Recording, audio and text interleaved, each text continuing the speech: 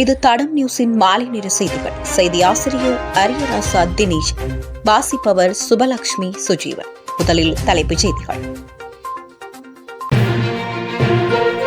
வங்கி கணக்குகளுக்கு வருகிறது பணம், மக்களுக்கு மகிழ்ச்சி தகவல். வடக்கு கிழக்கு உட்பட பல பகுதிகளில் மீண்டும் மழை. இன்று இரவு விண்கல் பொழிவை காணலாம், மக்களுக்கு அரிய வாய்ப்பு. பிடியாணை உத்தரவு பிறப்பிக்கப்பட்ட நாமலுக்கு பிணை. இன்றைய நாணய மாற்று விகிதம் தொடர்பான விரிவான செய்திகள். முதியோருக்கான ஜூலை மாதத்துக்கான நிவாரண கொடுப்பனவுகள் நாளை 30ஆம் தேதி முதல் பயனாளிகளின் வங்கிக் கணக்குகளில் வரவு வைக்கப்படும் என தெரிவிக்கப்பட்டுள்ளது.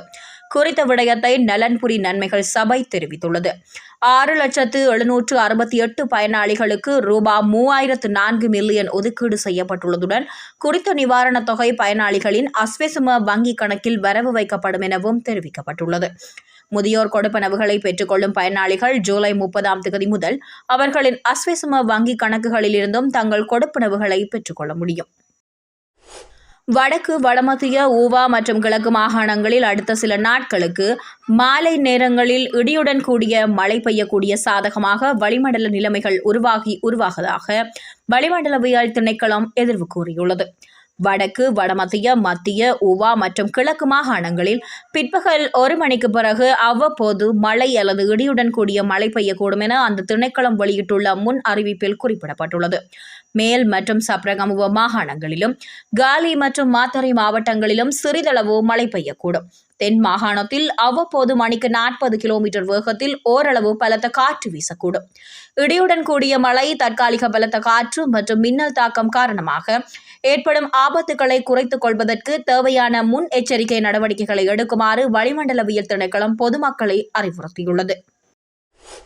இந்த ஆண்டு காணக்கூடிய முக்கிய விண்கல் பொழிவுகளில் ஒன்றான சதன் டெல்டா அக்வாரில் விண்கல் பொழிவை இன்றிரவு காணலாம் என்று வானியலாளர் கிஹான் வீரசேகர தெரிவித்துள்ளார்.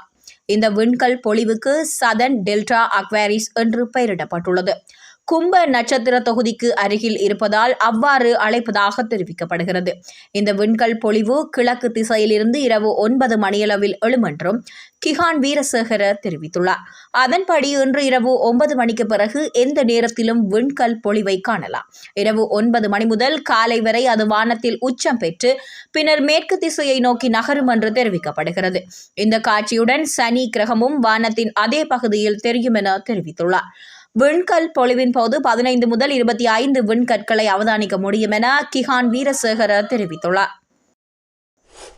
அம்பாந்தோட்டை நீதவான் நீதிமன்றினால் பிடியாணை உத்தரவு பிறப்பிக்கப்பட்ட பாராளுமன்ற உறுப்பினர் நாமல் ராஜபக்ச இன்று செவ்வாய்க்கிழமை பிற்பகல் நீதிமன்றில் ஆஜரானதை அடுத்து பிணையில் விடுதலை செய்யப்பட்டுள்ளார்.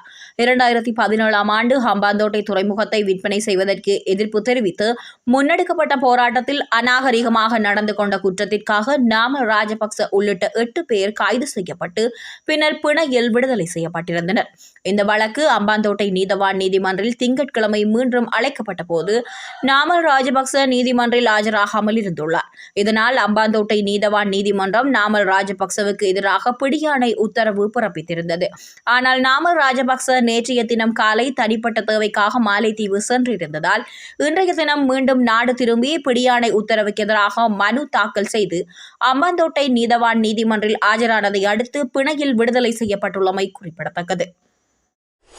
இலங்கை மத்திய வங்கி இன்றைய தினம் செவ்வாய்க்கிழமை வெளியிட்டுள்ள நாணய மாற்று விகிதத்தின் அடிப்படையில் அமெரிக்க டாலர் ஒன்றின் விற்பனை விலை $305.79 கொள்வனவு விலை $298.18 பதிவாகியுள்ளது.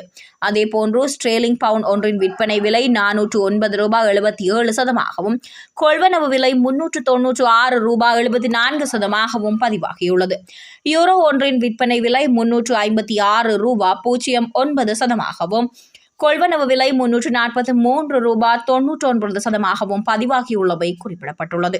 இதுபோன்ற செய்திகளை தெரிந்து கொள்ள தடம் நியூஸ் சேனலை சப்ஸ்கிரைப் செய்து அருகிலுள்ள பெல் பட்டனை கிளிக் செய்யுங்கள். மேலும் இதுபோன்ற செய்திகளை உடனுக்குடன் தெரிந்து கொள்ள தடம் FM.com என்ற இணையதளத்தின் வாயிலாகவும் எங்களுடன் இணைந்து கொள்ளுங்கள்.